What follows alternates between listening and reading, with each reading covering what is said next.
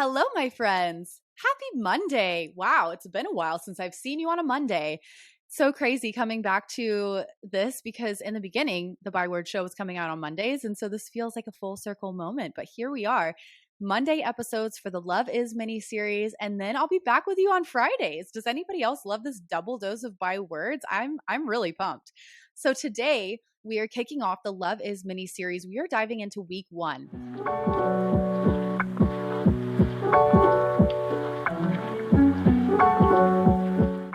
I'm so pumped. I hope that you are too. I have gone through week one already, and I want to share some things that have stuck out to me so far, some things that I'm learning about patience. Again, I'm not an expert in patience. I will tell you that right up front. But I'm just somebody who wants to learn to be a better human being, and it starts with love. And number one is patience. So, right off the bat, I just wanted to share something that I learned in recent years that's really been changing my life. And it's this idea of slowing down. And I've read some books that I think are fantastic. One of them being The Ruthless Elimination of Hurry by John Mark Comer, which you've probably heard me talk about before on the show. Another one being To Hell with the Hustle by Jefferson Bethke. And I love both of these books because it talks about how we are so busy. I mean, hustle culture is such a big thing in our world today, right? And it is just destroying us. It's just not good. It's not adding anything to our lives. If anything, it's burning us out faster. It's making us more worn out. And actually, something that really stuck out to me in The Ruthless Elimination of Hurry is how the author talks about when we were in the Industrial Revolution. This is when we were, on this new amazing, exciting time of machines and cars and all these things that were going to change our lives forever, right? And it was so funny because I don't remember exactly who, but there's a quote in the book from somebody who was speaking on the industrial age, the industrial revolution. And they were saying, this is incredible, with all the rise of these new machinery and gadgets and all of this stuff, we're probably not going to have to work more than 5 hours a day. Like these things are helping us now. It's going to cut down the time drastically, and we'll be able to do all these other things with all our extra time. And it's just so crazy to think that's where their mindset was. It all started out with good intentions like, oh, these things can make our lives easier. How can we help ourselves by creating technology or devices or machinery that can assist us in the process and save us time, right? That's amazing. However, the crazy thing is, we are the most technologically advanced generation of all time, and yet we work more hours than we ever have in human history. We are more tired, more exhausted, more burnt out, even though we are more connected, more plugged in, have more resources. It's insane, right? Like, that's just not how it should be. Even though we have all of these things that are, quote, supposed to make our lives easier and save us time and energy and money and all these things, it seems like we're just right back where we started. And so the reason I'm bringing this up in regards to patience is because I think that hustle culture has gotten so ingrained in many of us that we don't even understand the concept. I love this quote from The Ruthless Elimination of Hurry. The author is quoting John Ortberg, and he says, slowing is cultivating patience by deliberately choosing to pace ourselves in positions where we simply have to wait. I love that. Deliberately choosing to place ourselves in positions where we simply have to wait. That's what it means to slow down, truly. And I mean, it makes sense that not really many people want to do that because we've got things to do, we've got places to be, we've got people to see. Life doesn't slow down for anybody. We don't get more hours in a day than the 24 we've been given.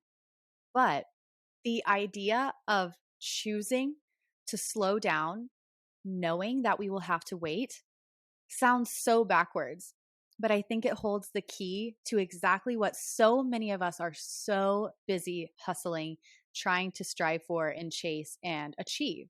I think when it comes to patience, I like to think about, okay, well, what is patience? One way we can really dig into it is thinking about what's the opposite of patience. And some things that come to mind for me are being in a hurry, rushing, just hustling, stuff like that.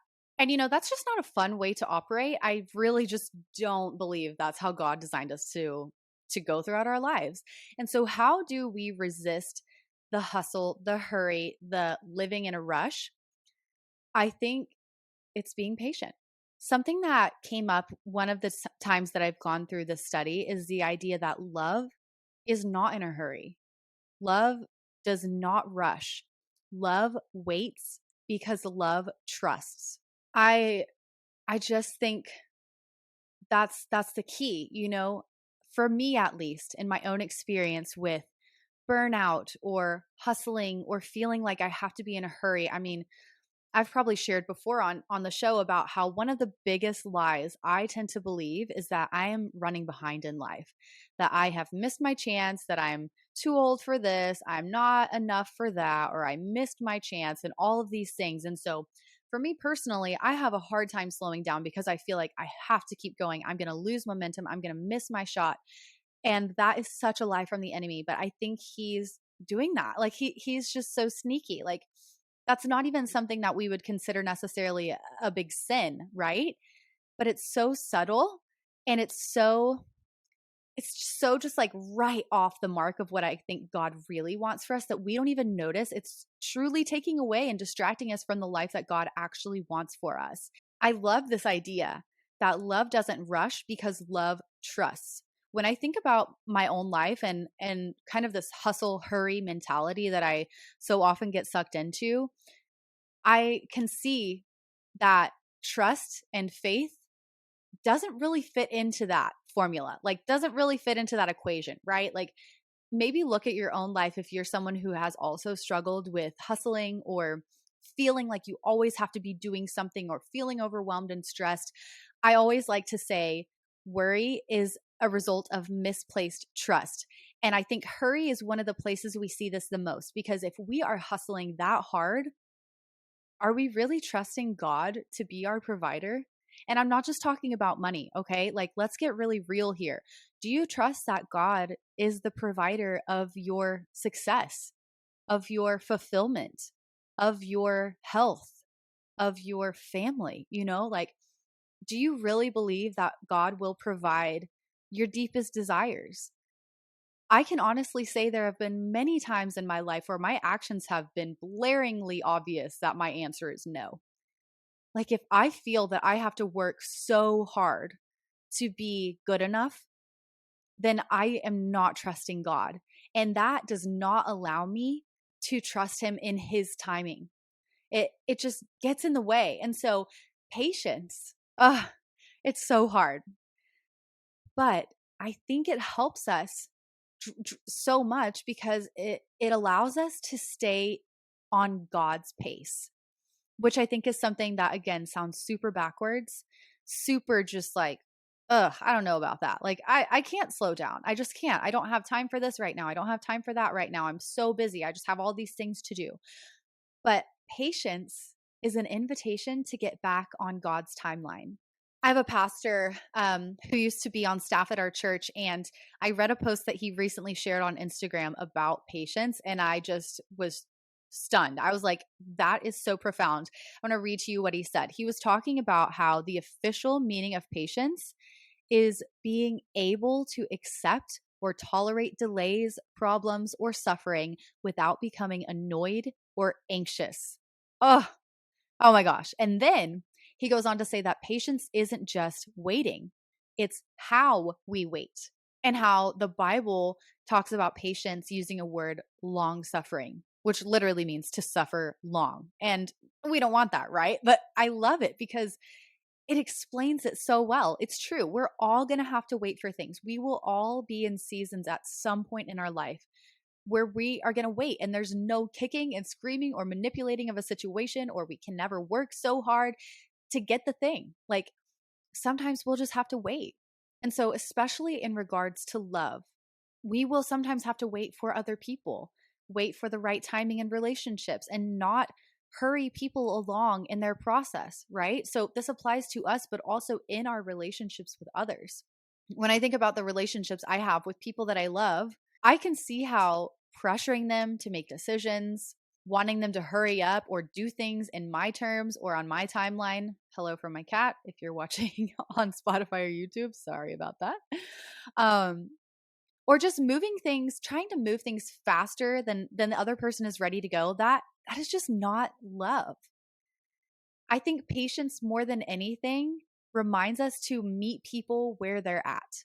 I've been reading through the Gospels lately, and I just have noticed how frequently it proves to us that Jesus himself wasn't in a hurry. And I mean, this guy was on mission. Okay. If anybody had a reason to be in a hurry or on a mission and like not slowed down, it was Jesus. Okay. He had something to do, but he never let his mission, his purpose, his calling that he knew was given to him by God, he never let that keep him from stopping on the way to where he was going. He would pause on his journey to talk to people, to answer their questions, to heal people. Like, he was never in a rush. It talks about all the time in the Gospels, he was moved by his compassion for the people. I love that story about the lady who comes up to him and asks for something, and he's like, "No, you're not a Jew. Like, I'm here for my people." And she's like, "Master, even the dogs get the scraps from their table." And he's like, "You know what? You're right." And then he just takes the time to grant her request. And it's like, I love that. Like, he was never too busy to hear people out, to see where they were coming from, like to really notice people. I think that's one of the most beautiful things about Jesus that is so overlooked, and I think could teach us a lot about love, that he was never in so much of a hurry that he failed to notice people. I think he lived patience in such a way that he was able to notice people. He was able to see the people around them, really see them, and then see their need and how he could meet that need. And I think we just miss out on that so much when we're hurrying through life, because we're so focused on ourselves. And even if it's good things, right? Like, I could be so focused on all the podcast episodes I want to put out, all the things I want to write, all the ways that I want to help people. But even that can be a distraction from what we're really called to do, which is loving people. And so it just makes me come face to face with my own pride and just honestly ask myself, would I be willing to pause? Would I be willing to slow down enough to notice the people around me who have needs that I could meet by loving them and just being with them in the process? Because I think that's the perfect picture of love. I want to operate like that. I never want my to-do list or my busy schedule or my own agenda to get in the way of me being willing to pause and just be with somebody, love somebody right where they're at. That's what makes the greatest impact on people more than anything. And I can say it from my own experience, and I'm sure you could say it of yours too. Some of the most impactful times that I've had in relationship with other people are when they just put their life on pause to be there with me right in the middle of my process. So, patience. It's a hard one, but I think it's so foundational to everything else, because we will never be able to be truly kind or not jealous or not, like all of the other things that are to come, if we aren't first willing to slow down enough to see other people, to see the ones that God has put around us in this season. And so, as we're practicing patience this week, I just want to invite you to ask God where you might be able to slow down a little bit. Could you create some margin in your life? Could you say no to some things to be more available if there's someone in your life that comes with a need one day this week, So just some things to consider about patience. This week, I am really going to try to slow down so I can be more intentional about noticing the people and needs around me, and also to help me hear God's voice better, which I know we know. We are so easily distracted by social media and jobs and kids and all the things that we even miss hearing God's voice. And so I think patience, it's going to be a big one for us, friends, but it truly is so impactful, not only for ourselves and our own just peace of mind, mental health, all the things to slow down, but it helps us to reflect who God is.